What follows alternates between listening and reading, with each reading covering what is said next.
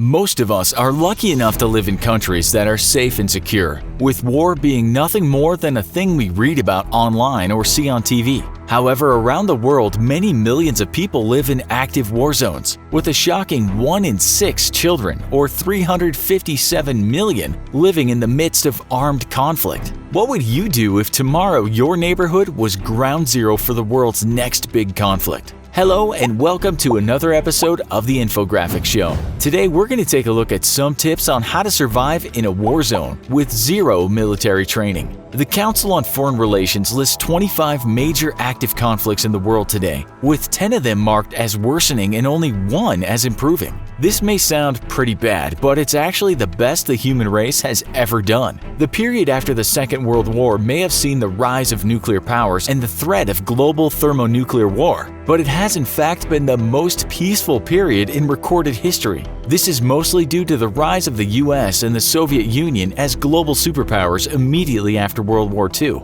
With the rest of the world lining up behind one or the other of these two heavyweights, there wasn't much room for the constant interstate conflict that plagued Europe for thousands of years. Paradoxically, though the world has never been closer to the brink of ultimate destruction, it was exactly that threat of guaranteed global extinction that made everyone behave. After the collapse of the Soviet Union, America quickly moved to create a new world order through a mix of political, financial, and military power. With Theodore Roosevelt's adage fresh in its collective mind, "Speak softly but carry a very big stick," the US sought to create a global trade network that ensured nations would have too much to lose if they decided to pursue war against each other, while simultaneously strengthening NATO and protecting this new age of global trade with the most powerful navy in the world. While conflicts continue today, they are mostly low intensity, and even the US invasion of Iraq and Afghanistan or the Syrian civil war pale in comparison to the full theater wars of yesteryear. With nations trading freely between each other, there's simply too much prosperity at stake for anyone to start pulling the trigger. But armed conflict does still happen, and the relative peace of the last 80 years has no guarantee of lasting forever. So what could you do to survive in a war zone if you have no military training? In order to survive in a war zone, you're going to need to focus on 4 key priorities: food, water, shelter, and security. In the midst of an active war, chances are pretty high that traditional government services are going to collapse, and you'll need to be prepared to fend for yourself and your family. The first priority is food and water. For the first time in history, more people live in cities than live in the countryside, and that means that more people are dependent on an ever-dwindling population of farmers for their food security than ever before. Cities are the nexus of modern civilization and the birthplace of every great technological and cultural revolution, but they are also completely non-self-sufficient and depend on a steady influx of foodstuffs from other agrarian regions. Many cities, such as Los Angeles and Las Vegas, also import the vast majority of their drinking water from far-off sources, which means that in the event of government services shutting down due to war, all that food and water you consume on a daily basis are going to very quickly disappear. Your best option would be to raid a local supermarket and get your hands on non-perishable foodstuffs, such as canned goods and bottled water. A human being needs to drink about 8 8-ounce glasses of water a day, or half a gallon, in order to survive. In an emergency, this can be rationed to about 1/10 of a gallon, though not for very long. Food can stretch even farther. You can survive on average without eating for about 21 days, with your body living off fat reserves. However, cutting out water completely will kill you in 3 days flat. If you happen to be caught in a short-term conflict, you might be able to get by raiding local supermarkets, but your thinking should always be focused on the long term. The best advice thus would be to flee urban areas and head to the countryside. A small freshwater lake should provide enough fishing and game to hunt and ensure survival. Though if you're like the average city slicker, you probably don't have much in the way of survival skills and might find yourself struggling. Practice makes perfect though, and there's no motivator quite like a grumbling stomach. You might, however, be able to locate help from international aid agencies such as the Red Cross. Depending on who is taking part in the conflict you're caught up in, you might actually be able to find some aid from military forces in your area. The United States, for example, often accompanies its armed forces with large amounts of emergency relief personnel and supplies to help people caught in conflict zones. And speaking of the United States, if you're in the US when conflict arises, try to find out the location of the nearest federal emergency response hub. These are typically small to mid-sized airports located in geologically stable and strategically important locations across the country, such as the Bob Hope Airport just outside Los Angeles. These are the locations that U.S. forces and emergency relief personnel are first deployed to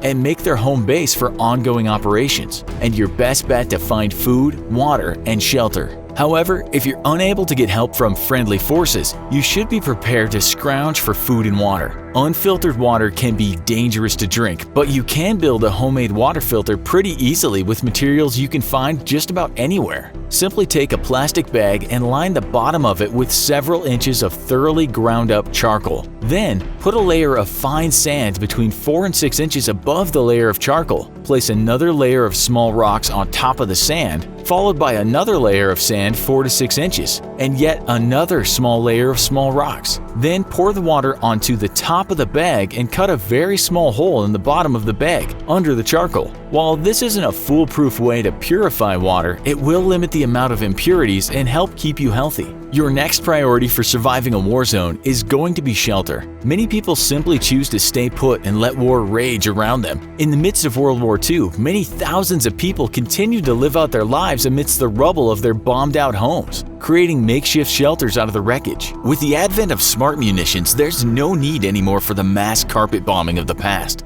But only a small number of nations in the world, to include the US, the UK, Germany, and France, use smart munitions in significant numbers.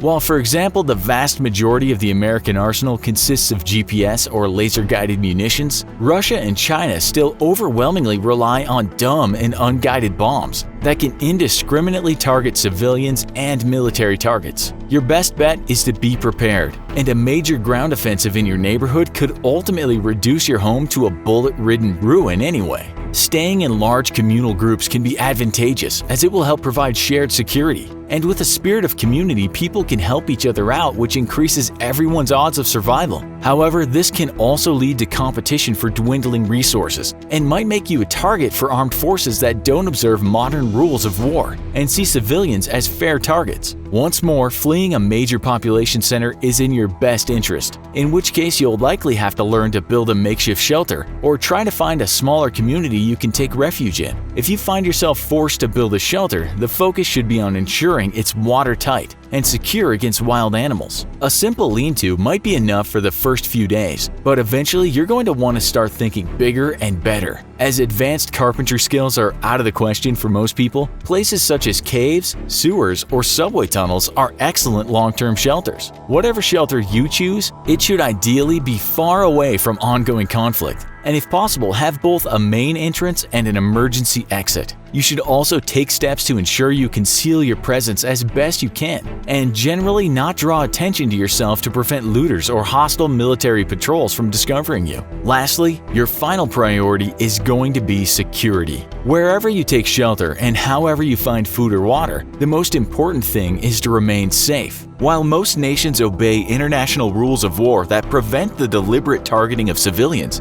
you don't want to take any chances.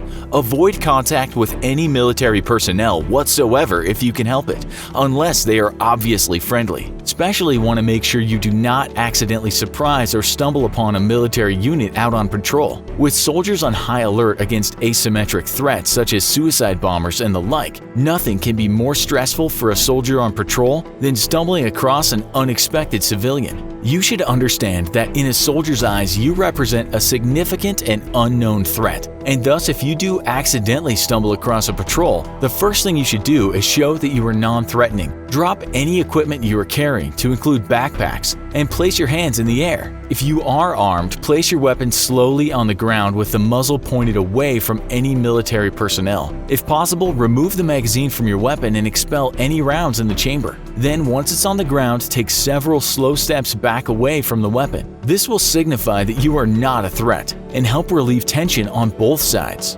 Generally, you'll want to avoid being spotted with a weapon by military personnel in an active war zone, as modern urban conflict makes it difficult to tell the difference between combatants and non-combatants, even if they're dressed in civilian attire. With the threat of IEDs, suicide bombers, and ambushes though, military units operating in urban areas are constantly constantly on high alert and under a great deal of stress. You don't want to end up on the wrong end of a jittery soldier's rifle. However, the reality of war is that you will almost certainly need a weapon in order to defend yourself and your family from rogue military forces or looters. If you don't already own a weapon, you'll want to keep your eyes out for an opportunity to grab one. The immediate area after an intense firefight between military forces may be an excellent opportunity to scavenge a rifle. However, it will likely come with great risk. However you acquire a weapon, you'll quickly need to learn how to properly operate it if you don't already have firearms training. Luckily, modern battle rifles around the world are universally simple to operate, and the act of loading and chambering a round is pretty intuitive as soon as you get your hands on one. Aiming, however, is a bit trickier, and it's not as simple as you might see in the movies. To properly aim, you'll want to press your cheek firmly against the buttstock of the rifle and gently lay your face down until your eye comes down level with the rear metal sight. Looking through the rear sight, you'll then want to place the front sight post directly in the center of the rear sight. This will ensure your rifle is level. Then, simply place the front sight post over your target while keeping it centered within the rear sight, and shift your focus from your target to the very tip of the front sight post. Your intended target should go blurry, but the very tip of your front sight post should be in perfect, sharp focus. Then, gently squeeze the trigger. Surviving in a war zone is the most difficult challenge a human being can face, yet many manage to do just that every day. While you should thank your lucky stars that you're one of the lucky millions that live in relative peace and safety, it doesn't hurt to be prepared. So what would be your survival strategy in a war zone? What kind of war might happen in your home country? Let us know in the comments. Also, be sure to check out our other video, What Would It Take to Sink USS Gerald R. Ford Aircraft Carrier? Thanks for watching, and as always, please don't forget to like, share, and subscribe. See you next time.